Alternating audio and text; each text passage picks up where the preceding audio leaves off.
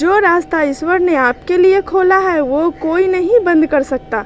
मनुष्य का जीवन केवल उसके कर्मों पर चलता है। जैसा कर्म होता है वैसा उसका जीवन होता है। एक बार माफ़ करके अच्छे बन जाओ, परंतु दोबारा उस इंसान पर भरोसा करके बेवकूफ़ कभी ना बनो।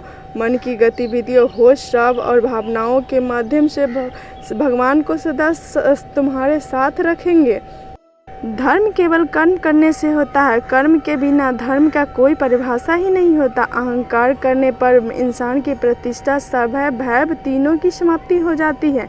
मैं सभी प्राणियों के हृदय में स्थित हूँ। मैं सभी प्राणियों के आदि, मध्य और अंत भी हूँ। सत्य कभी नहीं नष्ट हो सकते। समय कभी नहीं रुकता। आज यदि बुरा चल रहा है तो कल अच्छा अवश्य ही चले जाएगा। आप केवल निस्वार्थ भाव से कर्म कीजिए। मनुष्य केवल कितना भी गोरा क्यों न हो, परंतु उसका परछाई हमेशा काली होती है। मैं श्रेष्ठ हूँ, यह आत्मविश्वास है, लेकिन सिर्फ मैं ही श्रेष्ठ हूँ, यह अहंकार है। व्यक्ति जो चाहे बन सकता है यदि विश्वास के साथ इच्छित वस्तु पर लगातार चिंतन करे। प्रेम सदैव माफ़ी मांगी पसंद करता है और अहंकार सदैव माफ़ी सुनना पसंद करते हैं।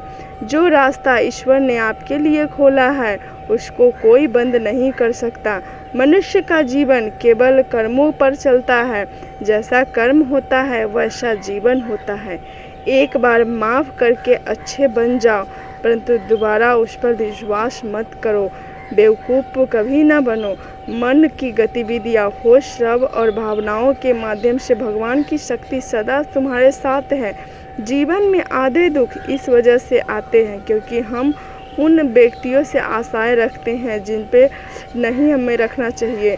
मैं ही सृष्टि का रचना करती हूँ, मैं ही इस पालन पोषण करता हूँ और मैं ही सृष्टि का पालनहार हूँ। वही है जिसमें आप विश्वास करते हैं, आप वह बन जाते हैं जो आप मानते हैं कि आप बन सकते हैं।